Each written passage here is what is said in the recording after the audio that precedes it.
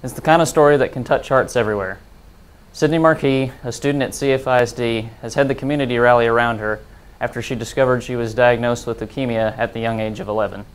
On August 30th, Spillane Middle School set up a bone marrow donor registration drive that targets people like Sydney who are in need of a bone marrow donation. Administrators at Spillane Middle School hosted a bone marrow donor registration on August 30th in honor of Sydney Marquis, a student at Hamilton Middle School who was diagnosed with leukemia last July. The National Marrow Donor Program was founded in 1986 as a way to identify donors for patients in need of a blood stem cell transplant.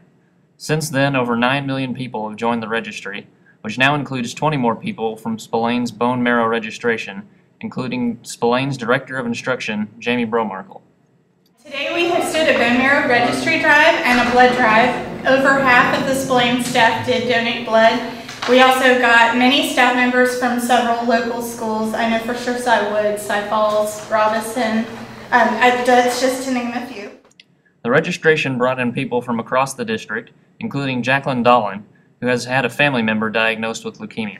My stepmother had leukemia, diagnosed with leukemia 16 years ago.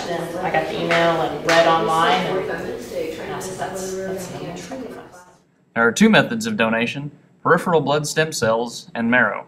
Starts out with the registry. Anyone can register. It's just a swab of the mouth. No blood is necessary. If by chance they think you might match someone, they will give you a call. You go in, get blood drawn for a more accurate reading on whether or not you're a match.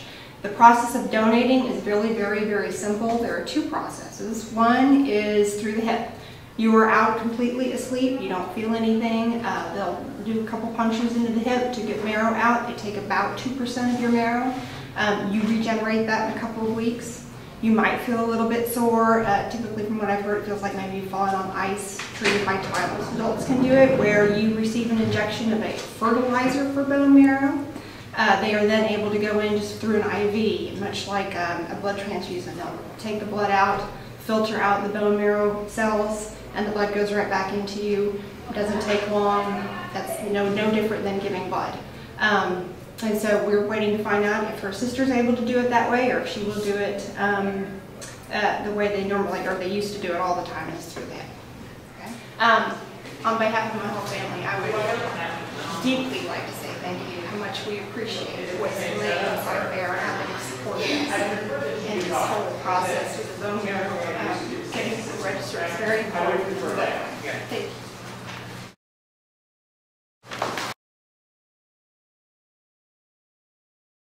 Even though the 20 people who registered at Spillane Middle School were not a match, Sydney's sister Alex was discovered to be the perfect match. If you'd like any more information on how to donate bone marrow, please call 1-800-526-7809 or log on to bethematch.org. For CFL TV, this is Zac Babb.